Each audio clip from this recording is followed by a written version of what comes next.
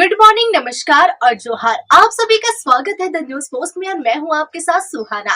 खबरों में आगे बढ़ेंगे। आज के झारखंड की तमाम 24 बड़ी खबरें और महत्वपूर्ण खबरों से रूबरू कराएंगे, लेकिन इससे पहले अगर आपने नहीं किया है द न्यूज पोस्ट को सब्सक्राइब, तो सबसे पहले आप हमारे चैनल को सब्सक्राइब करें, बेल आइकन पर क्लिक करना ना भूलें, क्योंकि इससे आपको राज्य भर की तमाम अपडेट मिलती रहेगी। तो चलिए शुरू करते हैं आज की महत्वपूर्ण खबरों से। चलिए सबसे पहले मौसम का हाल जान लेते हैं। रांची समेत आसपास के इलाके में सुबह हल्की ठंड है। सुबह 9 बजे के बाद पारा बढ़ेगा और 18 डिग्री के करीब होगा। इसके बाद जैसे जैसे दिन ढलेगा दोपहर 3 बजे तक तापमान 24 डिग्री तक पहुंचने की संभावना है। इसके बाद शाम 5 बजे से रात 11 बजे के बीच तापमान में गिरावट दर्ज होगी और 15 डिग्री तक पहुंचने की संभावना है। इसके अलावा धनबाद में भी सुबह तापमान 14 डिग्री के करीब है। इसके बाद दोपहर 2 बजे तक 26 डिग्री पहुंचने की संभावना है, लेकिन शाम 6 बजे से 11 के बीच तापमान 14 डिग्री का अनुमान है। इसके अलावा पलामू में भी मौसम रांची के जैसा ही रहने वाला है। सुबह 13 के करीब तापमान है। सोन नदी इलाके में इसमें हल्की और गिरावट है। इसके बाद जैसे जैसे सूर्य निकलेगा उसके बाद तापमान बढ़कर दोपहर 2 बजे 25 तक पहुंचने का पूर्वानुमान है। इसके बाद फिर शाम 6 बजे से रात 11 बजे के बीच 13 डिग्री तक होने की संभावना है। मौसम का यह पूर्वानुमान है। हेमंत कैबिनेट की बैठक देर शाम झारखंड मंत्रालय में होगी। इस बैठक में कई महत्वपूर्ण प्रस्ताव पर मुहर लगने की संभावना है। कई जिलों में बड़ी सौगात हेमंत सोरेन दे सकते हैं। पुल पुलिया सड़क के साथ साथ अन्य विभाग से प्रस्ताव पास किए जाएंगे। इस बैठक की अध्यक्षता मुख्यमंत्री हेमंत सोरेन करेंगे। बैठक में वित्त मंत्री राधा कृष्णन किशोर, ग्रामीण विकास विभाग की मंत्री दीपिका पांडे सिंह, स्वास्थ्य मंत्री डॉक्टर इरफान अंसारी के साथ सभी कैबिनेट मंत्री शामिल होंगे। मुख्यमंत्री उत्कृष्ट विद्यालय में बच्चों के नामांकन की प्रक्रिया शुरू हो गई है। विभाग के द्वारा पत्र जारी कर सभी जिला शिक्षा पदाधिकारी को आदेश दे दिया गया है और गाइडलाइन भी जारी कर दी गई है कि कैसे बच्चों का 2025-26 के लिए नामांकन लेना है।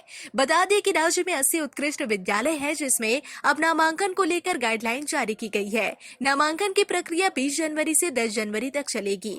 इस स्कूल में सीबीएसई मान्यता प्राप्त अंग्रेजी मीडियम में पढ़ाई होती है। साथ ही विज्ञान, आईसीटी, भाषा, लैब, खेल, डिजिटल, आधुनिक पुस्तकालय के साथ साथ कई सुविधाएं उपलब्ध है।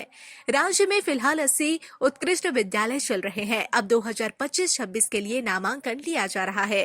साथ ही नर्सरी और क्लास 1 के भी बच्चों के लिए दिशा निर्देश जारी किए गए हैं। क्लास 1 और नर्सरी के बच्चों को प्राथमिकता दी जाएगी अगर उनका घर 2 किलोमीटर के अंदर हो। तो साथ ही स्कूल आने और घर जाने की व्यवस्था अभिभावक अगर खुद से सुनिश्चित करते हैं और उनकी सुरक्षा को देखते हुए शपथ पत्र देंगे तो उन्हें नामांकन में प्राथमिकता दी जाएगी।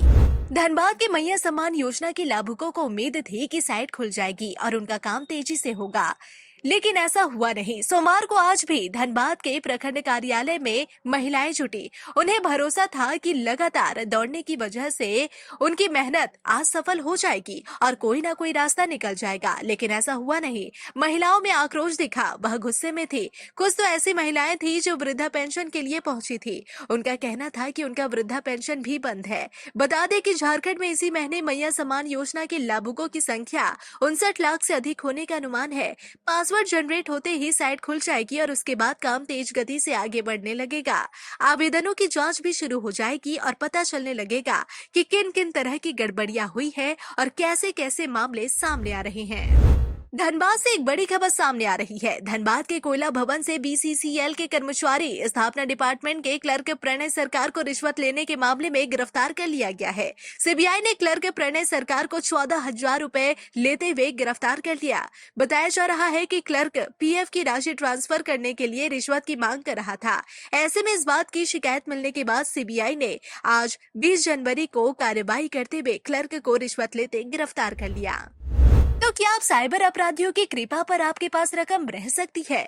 अभी तक तो लोग रंगदारों और लुटेरों से ही परेशान थे, लेकिन अब साइबर अपराधी परेशानी का सबसे बड़ा कारण बन गए हैं।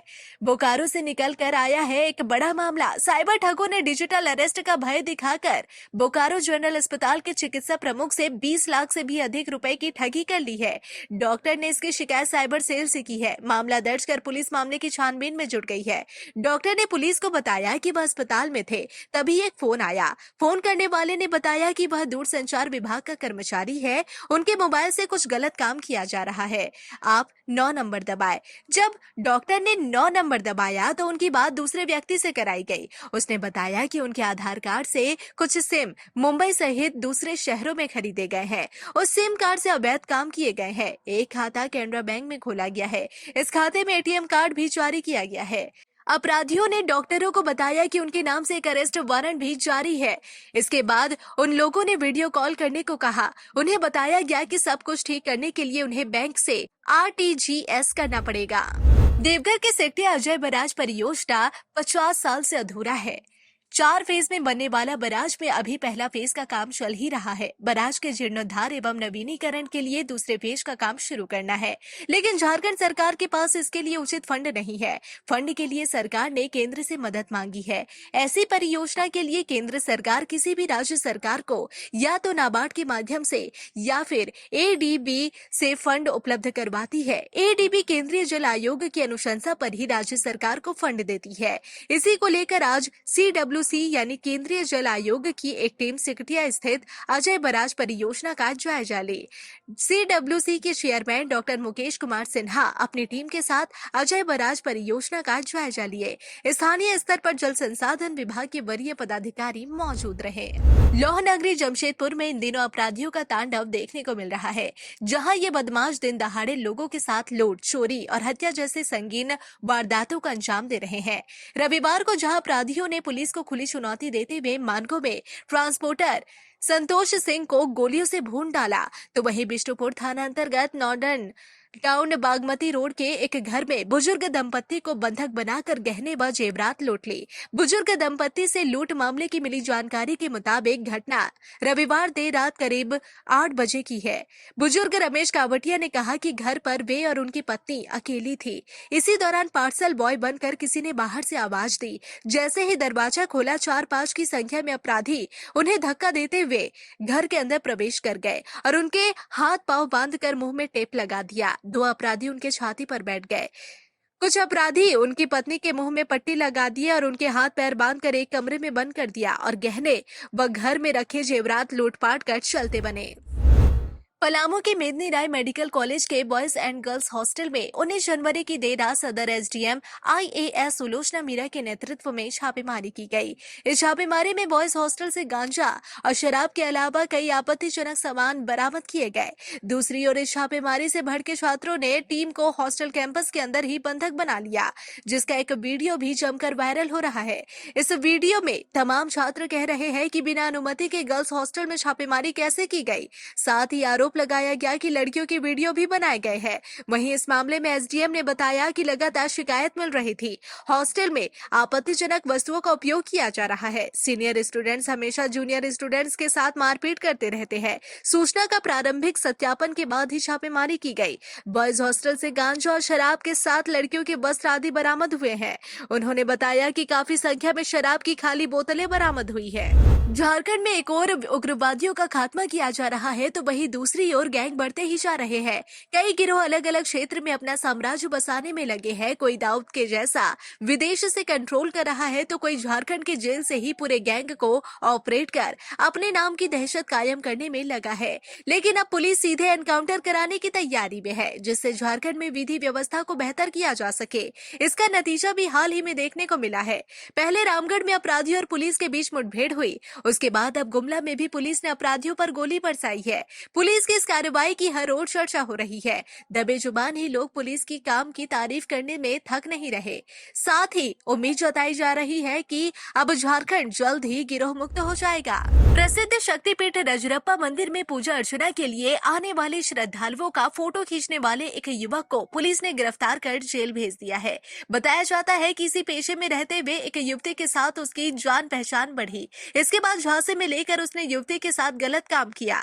युवती ने थाने में प्राथमिकी दर्ज कराई तो वह फरार हो गया। बाद में पुलिस ने उसे गिरफ्तार कर सोमवार को जेल भेज दिया। बता दें कि गोला थाना पुलिस ने बलात्कार के मामले में 18 माह से फरार चल रहे आरोपी अमन कुमार जायसवाल जिसके पिता सुनील जायसवाल, जो कि मूल रूप से रजरप्पा थाना क्षेत्र के ग्राम सीखनी के रहने वाले हैं, उसे गिरफ्तार कर सोमवार को जेल भेज दिया गया है। गिरफ्तार आरोपी वर्तमान में गोला थाने की बंदा गांव में अपना घर बनाकर रह रहा था। 19 मई 2023 को रांची की एक युवती की शिकायत पर आरोपी के खिलाफ एसटी-एससी थाने में बलात्कार सहित अन्य धाराओं में मामला दर्ज कराया गया था।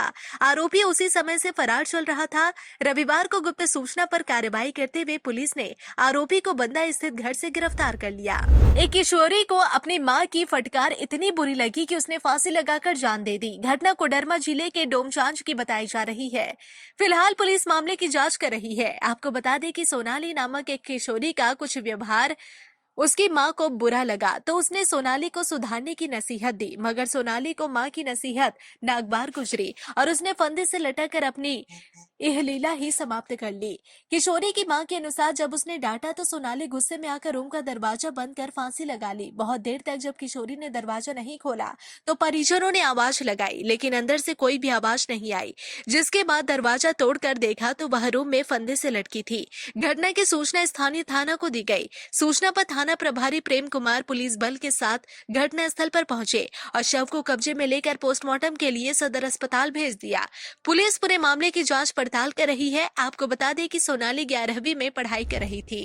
तो वहीं इसी बीच एक कुख्यात नक्सली की प्रेम कहानी निकलकर सामने आई है। दरअसल PLFI के हार्डकोर नक्सली रहे परमेश्वर गोप के प्रेम में पड़कर वह नाबालिग खुद घर से फरार हुई थी। मामले का खुलासा तब हुआ जब पुलिस ने दोनों को गिरफ्त में ले लिया। आपको बता दें कि पिछले दिनों नाबालिग का अपहरण किए जाने का सनसनीखेज मामला सामने आया था। घटना के बाद गुमला पुलिस की टीम ने रांची से आरोपी परमेश्वर गोप के साथ साथ नाबालिग किशोरी को बरामद कर लिया। किशोरी के परिजनों ने बेटी के अगवा करने की शिकायत गुमला थाने में दर्ज कराई थी। परमेश्वर गोप द्वारा एक नाबालिग किशोरी के अगवा करने की शिकायत पर पुलिस सक्रिय हुई और रांची में दोनों को गिरफ्तार कर लिया। SDPO सुरेश प्रसाद यादव ने बताया कि फिलहाल किशोरी अपनी मर्जी से बदमाश परमेश्वर के साथ जाने की बात कह रही है। रांची के डोरंडा थाना क्षेत्र के मनी टोला फिरदौस नगर में रौनक एनक्लेव अपार्टमेंट में चोरी करते हुए चोर को आधी रात करीब 2 बजे अपार्टमेंट के लोगों ने दौड़ाकर 1 किलोमीटर तक दूर पकड़कर पुलिस को बुलाकर पुलिस के हवाले कर दिया। बताया जा रहा है कि इस चोर ने बिजली की तार को काटकर मीटर के पैनल को चोरी करने की फिराक में था। अपार्टमेंट में और बड़ी वारदात को अंजाम देने की फिराक में भी थे।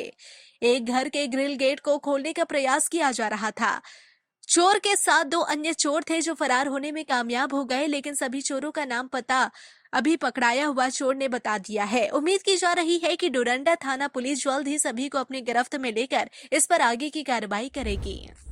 झामुमो केंद्रीय नेतृत्व के निर्देश पर झामुमो रांची जिला द्वारा रांची के अल्बर्ट एक्का चौक के समीप सदस्यता अभियान की शुरुआत कर नए सदस्यों को पार्टी से जोड़ा गया। सदस्यता अभियान कार्यक्रम में मुख्य रूप से झामुमो के केंद्रीय महासचिव सह प्रवक्ता सुप्रियो भट्टाचार्य के अलावा वरिष्ठ नेता शामिल हुए। सदस्यता अभियान कार्यक्रम झामुमो रांची जिला संयोजक मंडली के संयोजक प्रमुख मुस्ताक आलम के नेतृत्व में चलाया गया। इस मौके पर पार्टी के केंद्रीय महासचिव सह प्रवक्ता सुप्रियो भट्टाचार्य जी ने कहा कि जिस प्रकार झारखंड के लोगों की आकांक्षाओं और आवश्यकताओं के साथ हमें ये प्रचंड बहुमत प्राप्त हुआ है, जिसे और भी व्यापक स्वरूप देने के लिए हम लोग प्रतिबद्ध है। झामुमो रांची जिला के द्वारा सदस्यता अभियान चलाया जा रहा है और काफी संख्या में लोग पार्टी से जुड़ रहे हैं। इसके बाद पार्टी कार्यकर्ताओं के द्वारा महानगर के वार्डों और प्रखंड व पंचायतों में सदस्यता अभियान चलाया जाएगा। जिस प्रकार से लोगों में पार्टी में जुड़ने का उत्साह है, हमें लगता है कि रांची जिला अपने 5 लाख नए सदस्य का लक्ष्य और पूरे राज्य में 50 लाख से भी ज्यादा नए सदस्य बनाने के लक्ष्य को हम जरूर पूरा करेंगे।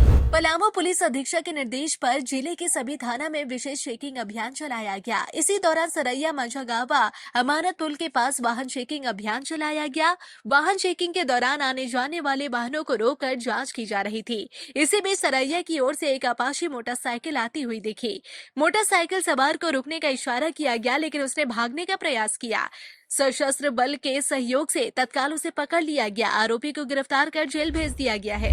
भारत सरकार में मत्स्य पशुपालन और डेयरी मामले के केंद्रीय राज्य मंत्री सत्यपाल सिंह बघेल देवघर पहुंचे। बाबा मंदिर में बैद्यनाथ के दरबार में माथा टेका और स्थानीय तीर्थ पुरोहित द्वारा पहले इन्हें संकल्प करवाया गया, फिर गर्भगृह ले जाकर पूरे विधि विधान से बाबा का जलाभिषेक करवाया गया। केंद्रीय राज्य मंत्री ने बाबा बैद्यनाथ से सभी की सुख समृद्धि और खुशहाली की कामना की। केंद्रीय राज्य मंत्री सभी पवित्र द्वादश ज्योतिर्लिंग का दर्शन पूजन कर रहे हैं। इसी क्रम में देवघर पहुंचे थे। मत्स्य पशुपालन और डेयरी विभाग के केंद्रीय राज्य मंत्री सत्यपाल सिंह बघेल ने कहा कि देश के प्रधानमंत्री किसानों की आय दोगुनी करने के लिए संकल्प लिए हैं। पीएम के द्वारा किसानों के हित में लगातार काम किया जा रहा है। मंत्री ने कहा कि पारंपरिक खेती के अलावा पशुपालन, मुर्गा, बकरी, सुअर, बतख पालन के अलावा फल, फूल, औषधि, प्राकृतिक खेती कर रहे किसानों की आय का स्रोत में अपार इजाफा होगा। केंद्रीय मंत्री ने कहा कि अगर खेती से आय होती तो अरबपतियों का देश कहलाता, इसलिए इन्होंने परंपरागत खेती के अलावा वैकल्पिक खेती करने का आग्रह किया है। चतरा के इटखोरी प्रखंड में डॉक्टर भीमराव अंबेडकर सम्मान यात्रा की शुरुआत की गई। इस यात्रा में प्रदेश अध्यक्ष केशव महतो, कमलेश के साथ KN त्रिपाठी समेत कई नेता मौजूद रहे। यात्रा की शुरुआत मां भद्रकाली मंदिर पूजा अर्चना कर की गई। इटखोरी में संविधान सम्मान यात्रा जिला अध्यक्ष प्रमोद कुमार दुबे की अध्यक्षता में निकाली गई। केशव महतो, कमलेश ने आम सभा को संबोधित करते हुए कहा कि मजबूत भारत का निर्माण बाबा साहेब अम्बेडकर के संविधान के तहत ही हो पाएगा। उन्होंने कहा कि बाबा साहेब डॉक्टर भीमराव अम्बेडकर का अपमान हिंदुस्तान नहीं सहेगा। अमित शाह को तत्काल प्रभाव से इस्तीफा देना होगा। पूरे हिंदुस्तान में राष्ट्रीय अध्यक्ष खड़गे साहब और लोकसभा विपक्ष के नेता जननायक राहुल गांधी जी के निर्देश पर तब तक आंदोलन जारी रहेगा जब तक अमित शाह जी इस्तीफा नहीं देते। पलामू के मंझियाव में बूढ़ी खान गांव में महेंद्र यादव के घर के पास मिलर मशीन के पिछले हिस्से में बिजली का तार फंस गया। इससे करीब आधा दर्जन पोल गिर गए। इसकी चपेट में आकर एक बच्ची और महिला समेत लगभग आधा दर्जन लोग घायल हो गए। इससे गांव में अफरा तफरी मच गई। आपको बता दें कि जगदेव मोड़ से मुख्य पथ बभनी तक चल रहे पथ निर्माण कार्य के लिए मिलर मशीन जा रही थी।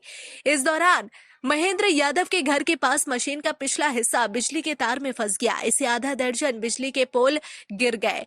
जी हां, बता दें कि घायलों में BDC प्रतिनिधि अशोक यादव की 13 वर्षीय पुत्री, कक्षा 8 की काजल कुमारी, रामाशीष यादव के पुत्र 5 वर्षीय आकाश कुमार, 35 वर्षीय महेंद्र यादव, 85 वर्षीय बुधनी कुंवर के अलावा कमलेश यादव की 2 पुत्री, 4 वर्षीय साक्षी और 7 वर्षीय आयुषी के अलावा चंदन यादव के 5 वर्षीय पुत्र मनोज शामिल है। उनमें काजल की स्थिति गंभीर बताई जा रही है। घटना के बाद उसे मंझियाव रेफरल अस्पताल में भर्ती कराया गया है। प्राथमिक उपचार के बाद चिकित्सकों ने बेहतर इलाज के लिए सदर अस्पताल रेफर कर दिया है। पुलिस मामले की जांच कर रही है। ट्रैफिक पुलिस को एक ट्रक चालक पर इतना गुस्सा आ गया कि उसने चालक को पीटकर हाथ तोड़ दिया। अब ट्रक चालक ने SP से मिलकर न्याय की गुहार लगाई है। हजारीबाग जिले की मुफस्सिल थाना क्षेत्र के भारत माता चौक के समीप ट्रैफिक पुलिस में ट्रक चालक के साथ मारपीट करने का आरोप लगा है। चालक बरही निवासी मोहम्मद तौफीक अंसारी ने मारपीट के दौरान दाहिना हाथ टूट जाने की बात कही। चालक ने बताया कि वह पंच मंदिर के समीप ट्रक खाली कर कारगिल पेट्रोल पंप होकर रांची रोड जा रहा था। इसी दौरान कारगिल पेट्रोल पंप के सामने गाड़ी को ट्रैफिक पुलिस ने हाथ दिखाकर रुकवाया। भीड़ भाड़ देखकर चालक ने गाड़ी को थोड़े आगे जाकर रोका, जहां कुछ देर रुकने पर ट्रैफिक पुलिस नहीं आई। ट्रैफिक पुलिस नहीं आने पर गाड़ी लेकर वह आगे बढ़ गया और भारत माता चौक के पास बैरिकेड लगाकर गाड़ी रोका गया। चालक को गाड़ी से नीचे उतारकर उसके हाथ, पैर, पीठ और कई जगहों पर लाठी डंडे से प्रहार कर घायल कर दिया गया। ट्रक के संचालक विनोद कुमार सिंह ने भी चालक के साथ मारपीट की बात बताई। इस संबंध में CCR DSP मनोज कुमार सिंह से पूछे जाने पर बताया कि ट्रैफिक पुलिस मारपीट नहीं करती। बिहार में एक घर से चोरी किए गए 48 ग्राम सोने की जेवरात को आरोपी की निशानदेही पर चतरा शहर के चिरैया टांड से बरामद की गई। बिहार के नवादा जिले के कौवा-कोल थाना की पुलिस ने बताया कि सत्येंद्र प्रसाद के घर से चोरों ने कुछ दिन पूर्व सोने की जेवरात और नकद चुरा लिए थे। इस मामले में बिहार के कौवा-कोल थाना के थाना प्रभारी दीपक कुमार ने पीयूष कुमार नामक आरोपी को गिरफ्तार किया था।